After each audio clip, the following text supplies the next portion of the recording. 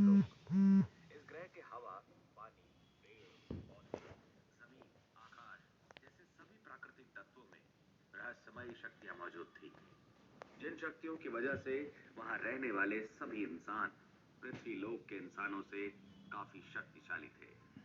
इसी ब्रह्मलोक में किसी जगह पर बहुत बड़े और आलीशान महल में एक लंबा चौड़ा शख्स काले रंग का कवच पहने खड़ा था।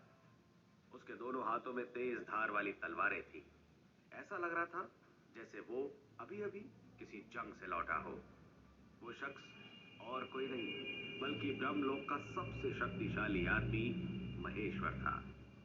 महेश्वर ने अपनी साधना के बल पर मौत पर भी जीत हासिल कर ली थी, इसीलिए वो अमर था।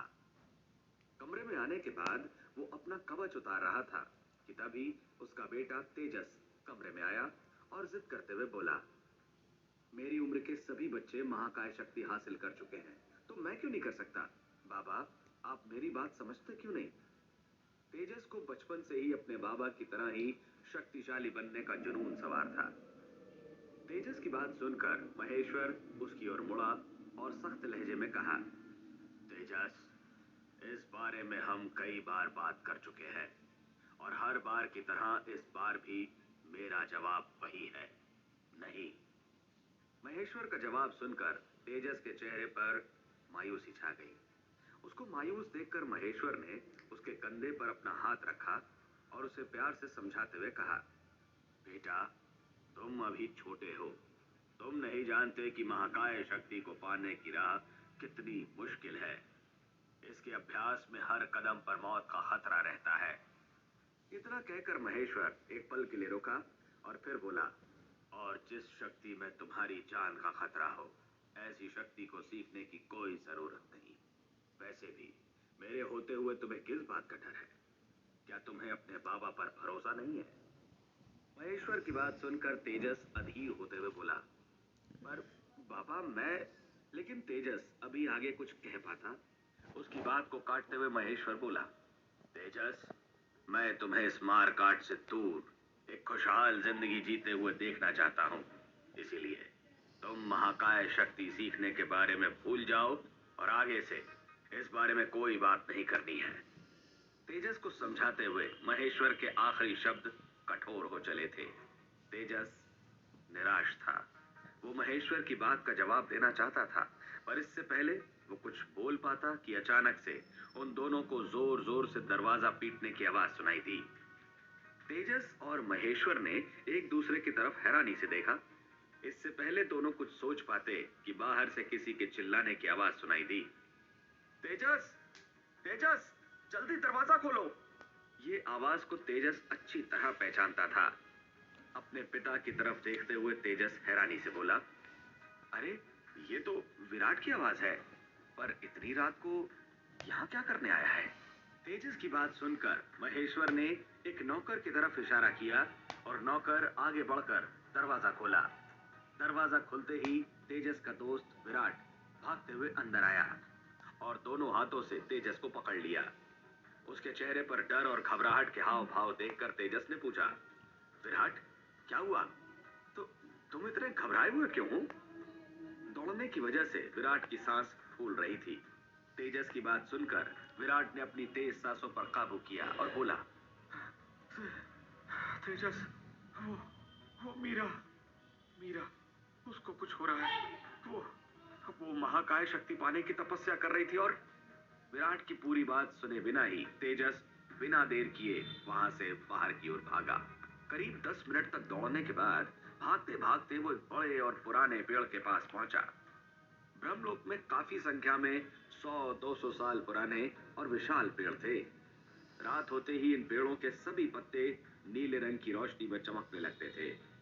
जैसे ही तेजस उस पेड़ के करीब पहुंचा, उसने देखा कि वहां पर लोगों की भीड़ जमा थी।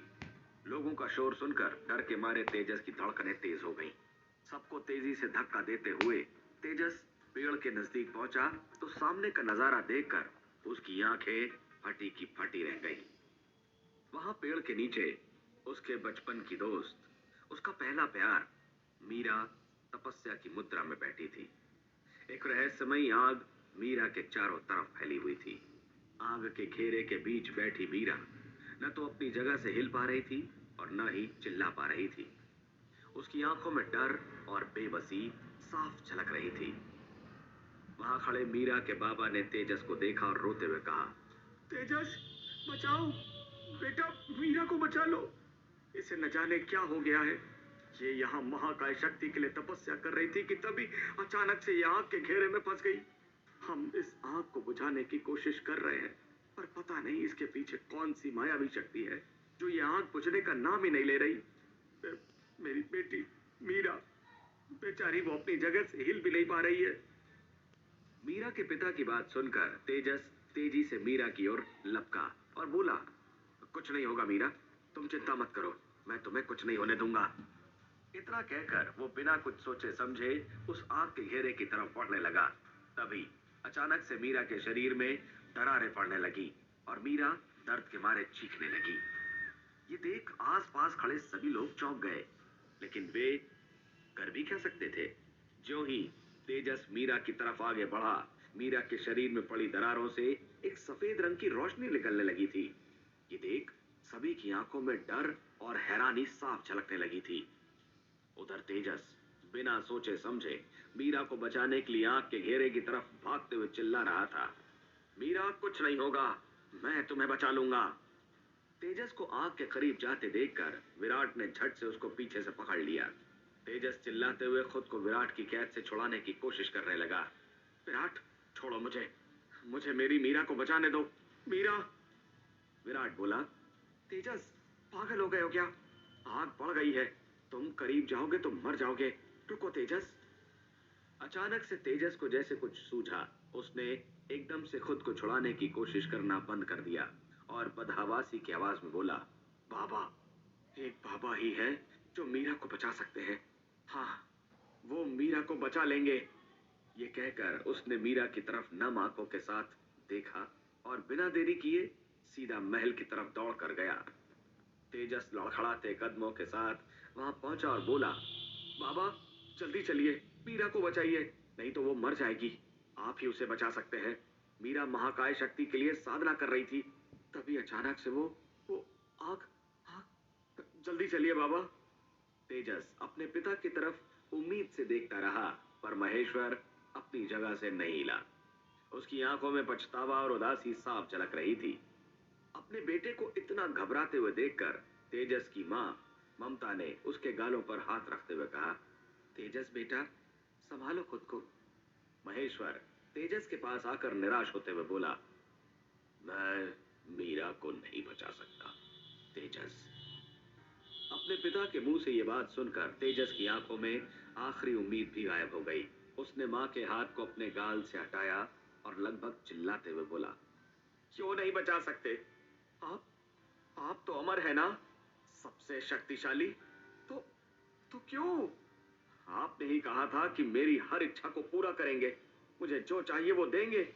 तो अब मैं मीरा की जिंदगी मांगता हूं, उसे बचा लीजिए। महेश्वर तेजस के सिर पर अपना हाथ फेरते हुए बोला, मैं नहीं बचा सकता उसको तेजस, समझने की कोशिश करो।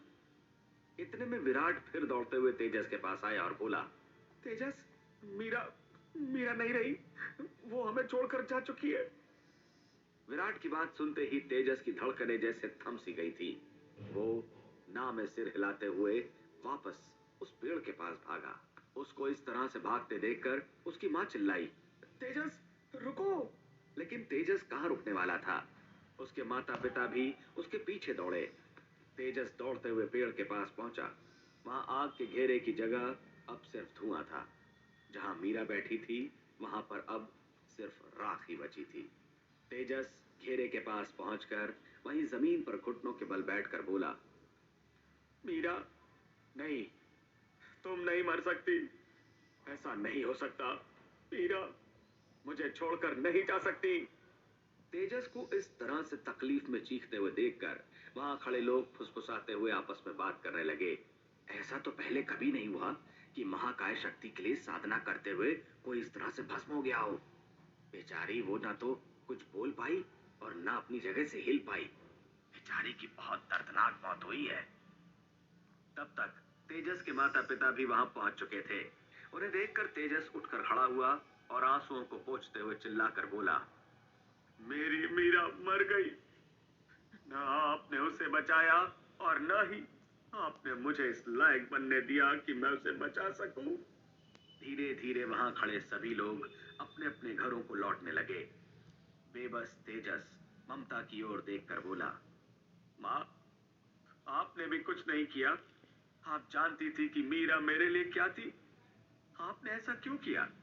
महेश्वर को अपने बेटे की नफरत सहन नहीं हुई और वो बोला, तेजस, मेरा यकीन करो, मैं उसे नहीं बचा सकता था, क्योंकि ये जो कुछ भी हो रहा है वो सब व्योम कर रहा है।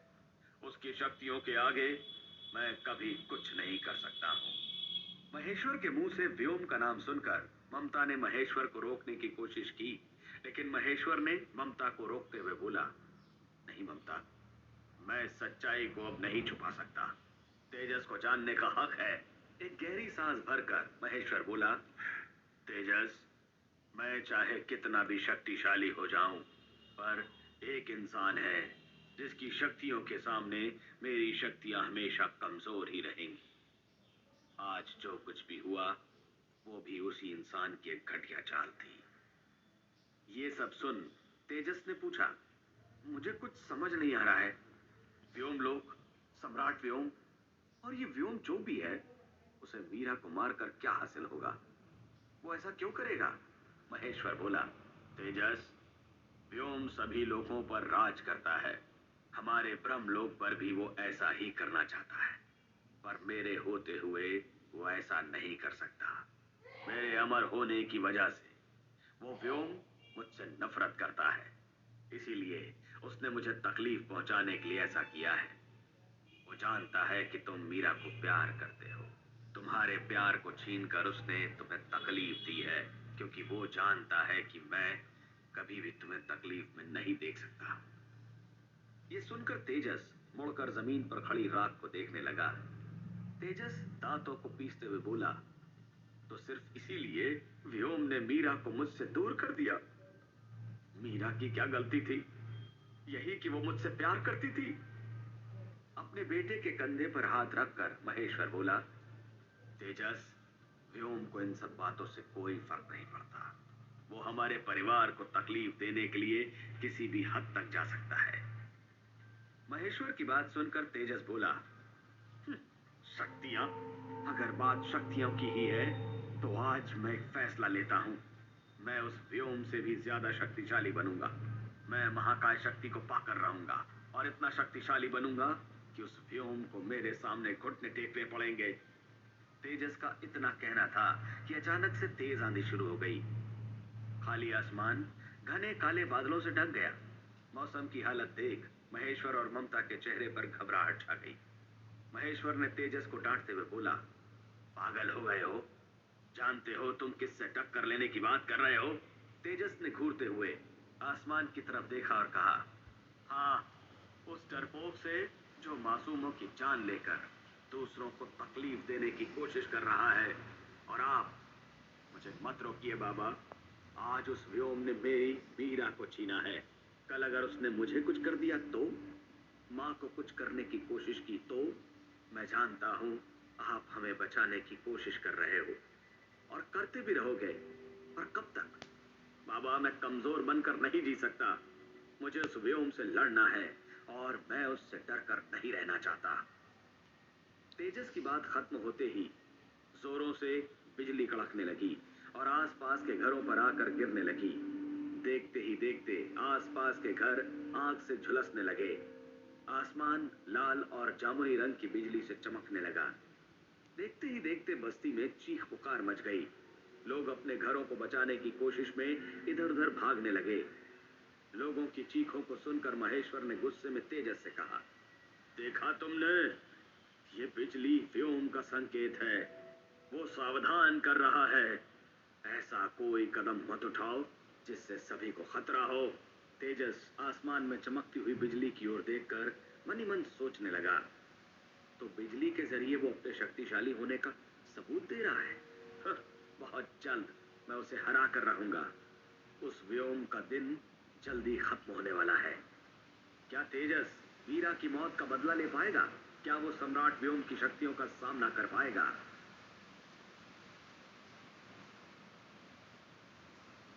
मीरा की मृत्यु के बाद तेजस के अंदर बदले की आग जल रही थी। महाकाय शक्ति सीखने के लिए उसने अथर्व गुरुकुल में अपना दाखिला भी करवा लिया था। पूरे ब्रह्मलोक में एक अथर्व गुरुकुल ही था जहां महाकाय शक्ति की शिक्षा दी जाती थी। एक बड़ी सी त्रिकोण इमारत में तेजस ने कदम रखा। उसे देखते ही वहां आसपास मौजूद सभी विद्यार्थियों की चहल पहल एकदम से शांत हो गई। सभी तेजस को देख काफी हैरान दिख रहे थे। उनमें से एक विद्यार्थी ने अपने साथ खड़े लड़के से फुसफुसाते हुए कहा, ये तेजस है ना, महेश्वर जी का बेटा? पिछले हफ्ते इसकी सबसे करीबी दोस्त मीरा महाकाय शक्ति की तपस्या करते हुए अचानक से मर गई। कोई नहीं जानता कि उसके मरने का असली कारण क्या है। मीरा और उसके बारे में बात करते सुन तेजस की आंखों में दर्द और गुस्सा झलकने लगा, लेकिन वो सिर झुकाए चलता रहा कि तभी एक सफेद रंग का लंबा सा कोट पहने एक आदमी वहां आया। चेहरे पर गंभीर भाव के साथ उसने सभी विद्यार्थियों की तरफ देखा और बोला, जिन्होंने आज ही गुरुकुल में दाखिला लिया है वो मेरे पीछे आए। तेजस और करीब 30 और विद्यार्थी उस आदमी के पीछे पीछे एक बड़े से कमरे में आ गए। कमरे में आधा घेरा बनाते हुए लकड़ी की मेज और कुर्सियां पड़ी हुई थी। कुछ ही पलों में वो पूरी खाली जगह विद्यार्थियों से भर गई। तेजस को छोड़ सभी दो दो की जोड़ी में बैठे थे। ये देख उसको थोड़ा बुरा जरूर लग रहा था, पर वो जानता था कि उसकी पहचान के कारण उससे दोस्ती तो दूर, उससे कोई बात भी करने से कतरा रहा था। तेजस सिर झुकाए बैठा था कि तभी अचानक से एक लड़का उसके पास आकर बैठा और बोला, तो आप है, सबसे शक्तिशाली इंसान, महेश्वर जी के बेटे तेजस। अपना नाम सुन तेजस ने मुड़कर उसकी तरफ देखा। वो लड़का उसकी उम्र का ही था। जहां तेजस के चेहरे पर गंभीर भाव थे, वहीं उस लड़के के चेहरे पर चंचलता साफ झलक रही थी। उस लड़के ने अपना हाथ आगे बढ़ाया और फिर कहा, मेरा नाम नकुल है। तेजस ने बिना कुछ कहे हाथ मिलाया। तेजस का हाथ पकड़ते पकड़ते ही नकुल ने सहानुभूति जताते हुए कहा, मैंने सुना वो तुम्हारी दोस्त। नकुल की बात को काटते हुए तेजस बोला, नकुल, मुझे उस बारे में कोई बात नहीं करनी। तेजस की बात सुनकर नकुल ने कहा, समझ सकता हूँ। वैसे तुम बाकी विद्यार्थियों की बातों का बुरा मत मानना। वैसे भी किसी की हिम्मत नहीं है कि वो तुम्हारे सामने कुछ बोल सके, इसलिए पीठ पीछे बात करते हैं। ये सुन तेजस हल्का सा मुस्कुराया, पर इससे पहले वो कुछ कह पाता कि कमरे में एक लंबा सा काले रंग का कोट पहने आदमी आया। उसको देखते ही कमरे में हो रही हलचल एकदम से बंद हो गई। उस आदमी ने बिना किसी हाव भाव के सभी विद्यार्थियों की तरफ देखा और बोला, मेरा नाम ध्रुवा है। आप सभी मुझे मेरे नाम से ही बुला सकते हैं। जब तक आप सब महाकाय शक्ति पाने के काबिल नहीं बन जाते, तब तक मैं आप सभी के साथ रहूंगा। मेरा काम होगा आपको महाकाय शक्ति के बारे में सभी जानकारी देना और इस शक्ति को पाने में आने वाली मुश्किलों का सामना करने के लिए आप सभी को तैयार करना। ध्रुवा के चेहरे पर गंभीर भाव थे, अभिमान की झलक भी थी। उसने टेढ़ी मुस्कान के साथ फिर कहा, आपको महाकाय शक्ति पाने का अभ्यास यहाँ गुरुकुल में सिखाया जाएगा, लेकिन असली शक्ति की प्राप्ति आपको पृथ्वी लोक पर होगी। मगर वहां जाने से पहले आपको हमारे गुरुकुल की भी कुछ परीक्षाएं देनी होंगी। आपको इन सभी परीक्षाओं में सफल होना होगा, या यूं कहें तो जो इन परीक्षाओं में जिंदा बचेगा उसको पृथ्वी लोक भेजा जाएगा। उसकी बातों को सुन तेजस और बाकी सभी विद्यार्थियों के चेहरे पर घबराहट दिखने लगी थी। तभी ध्रुवा की नजर तेजस पर गई और उसने फिर कहा, शायद यहाँ मौजूद कुछ विद्यार्थी को महाकाय शक्ति के बारे में बिल्कुल भी जानकारी नहीं होगी, इसलिए चलो शुरुआत से शुरू करते हैं। एक गहरी सांस भरकर ध्रुवा ने गंभीरता के साथ कहा, महाकाय शक्ति पाने के 4 चरण होते हैं। पहले चरण में आप सभी के शरीर को तैयार करना होगा ताकि महाकाय शक्ति के साथ आने वाली ऊर्जा आपका शरीर झेल सके। अब से लेकर पूरे 20 दिन तक आपको रोज इन गोलियों को खाना है। यही गोलियां तुम सभी के शरीर को ऊर्जा की गर्मी सहन करने में सहायता करेगी।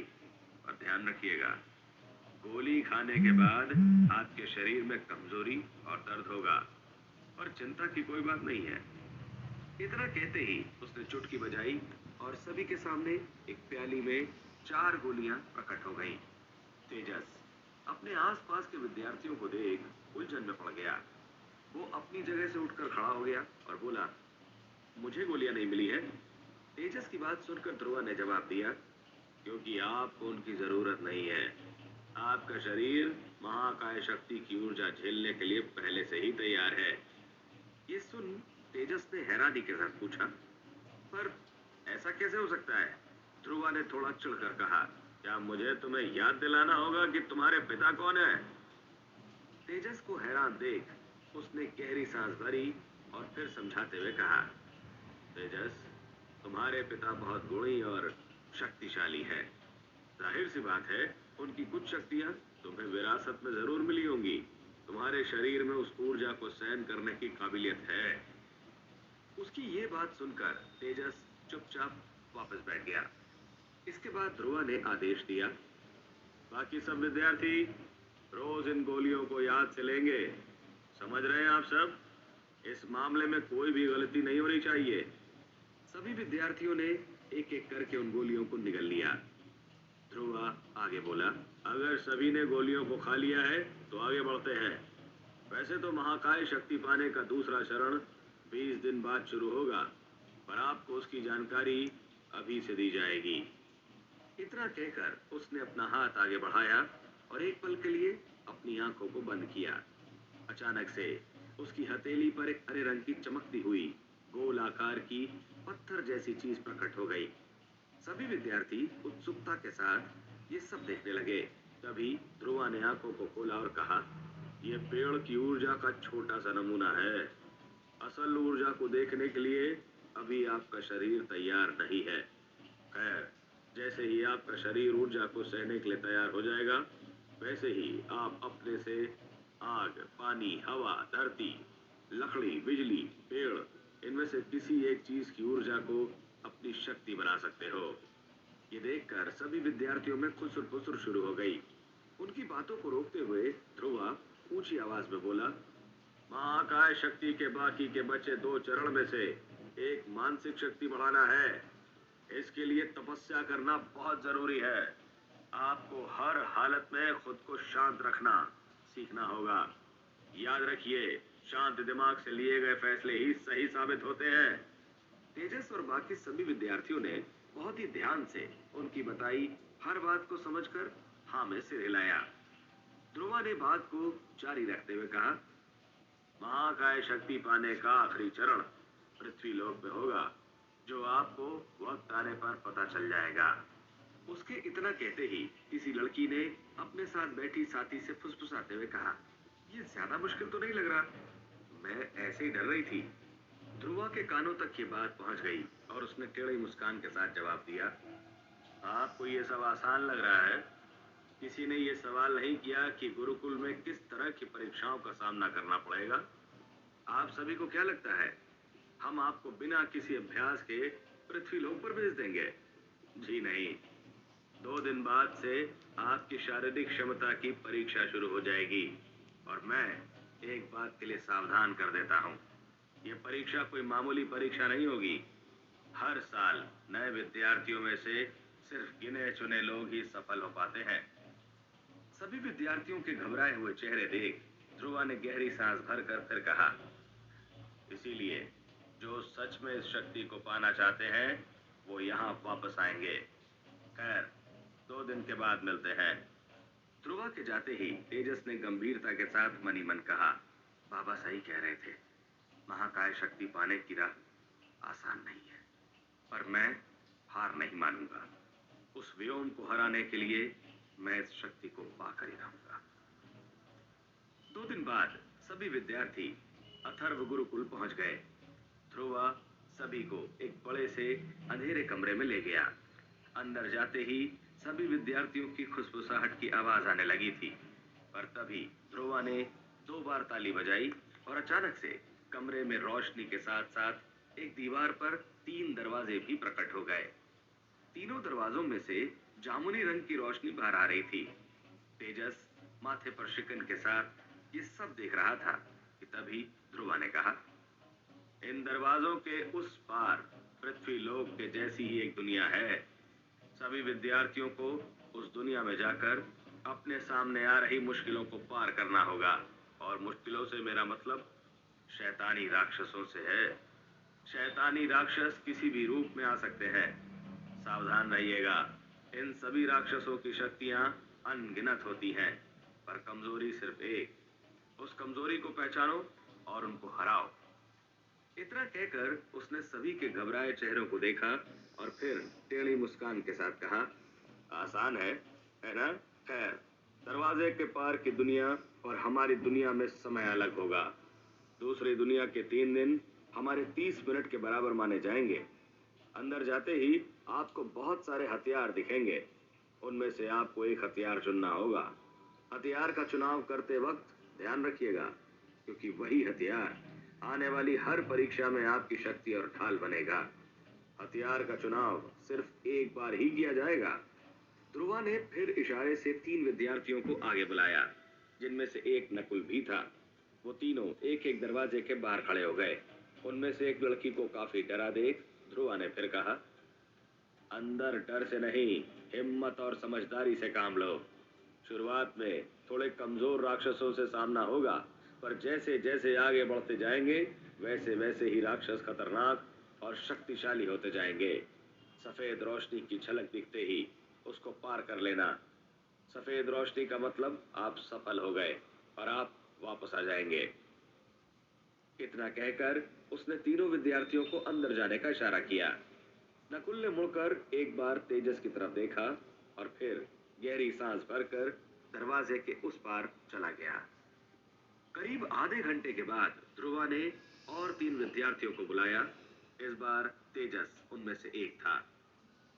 अगले 5 सेकंड में कोई नहीं आया तो आप सभी प्रवेश कर जाइए। उसके इतना कहते ही तीनों दरवाजों से 2 विद्यार्थी बाहर आ गए। दोनों के चेहरे, हाथ पैर पर काफी घाव दिख रहे थे। शरीर से काफी खून भी बह रहा था। दोनों की सांसें तेज और आंखें काफी लाल हो रखी थी। ध्रुवा उनके पास गया और उन दोनों के सिर पर हाथ रखा। उसके ऐसा करते ही दोनों विद्यार्थी के सभी घाव चुटकी में भर गए। आप दोनों परीक्षा में सफल हुए। चलिए, अगले 3 विद्यार्थियों की बारी। उसके इतना कहते ही तेजस ने परेशान दिखते हुए पूछा, रुकिए ध्रुवा, नकुल वापस नहीं आया है। हमें उसका इंतजार करना चाहिए। ध्रुवा ने गहरी सांस भरकर गंभीरता से कहा, वो नहीं आएगा तेजस। नकुल ने पहले राक्षस को तो हरा दिया था, पर उसके बाद के राक्षस के हाथों मारा गया। वो कभी वापस नहीं आएगा। इस परीक्षा में असफल होने का मतलब मौत है। ये सुन तेजस को विश्वास नहीं हो रहा था कि नकुल मर चुका था। चलिए, जल्दी कीजिए। अब आप तीनों दरवाजों से प्रवेश कीजिए। ध्रुवा की आवाज सुनकर तेजस अपने ख्यालों से बाहर आया और अपनी भावनाओं पर काबू रखते हुए दरवाजे के सामने जाकर खड़ा हो गया। ध्रुवा के एक इशारे पर तेजस और बाकी दोनों विद्यार्थी दरवाजे के उस पार चले गए। तेजस ने दरवाजे से प्रवेश करते ही खुद को हथियारों के कमरे में पाया। कमरे में एक कोने में से वही जामुनी रंग की तेज रोशनी आ रही थी। ध्रुवा के कहे अनुसार हथियार लेने के बाद मुझे उस रोशनी के पार जाना होगा, पर यहाँ तो हर प्रकार के हथियार मौजूद हैं। तलवार, धनुष बाण और भाला, इनमें से कौन सा हथियार मुझे हर लड़ाई में काम आएगा? तेजस ने तलवारों की तरफ देखकर अपना हाथ बढ़ाया ही था कि तभी उसकी नजर पास ही मेज पर रखे खंजर की तरफ गई। उसने वो खंजर उठाया। उसकी बनावट और धार को देख वो बोला, शारीरिक क्षमता के मुताबिक मेरे लिए यह खंजर ही सही हथियार रहेगा। तेजस खंजर लेकर उस जामुनी रोशनी के पार चला गया। उस पार जाते ही उसने अपने आप को एक अलग ही दुनिया में पाया। आसमान में हल्का गेरुआ रंग छाया हुआ था। ऐसा लग रहा था जैसे सूरज ढलने ही वाला हो। बंजर जमीन और दूर दूर तक वीराना। तेजस ने आगे कदम बढ़ाया ही था कि तभी उसे एक औरत की चीख सुनाई दी। ये चीख कौन हो सकता है? यहाँ दूर दूर तक तो कोई नहीं दिख रहा है। ये कहते ही वो आगे बढ़ता जा रहा था कि तभी अचानक से धम धम की आवाज आने लगी।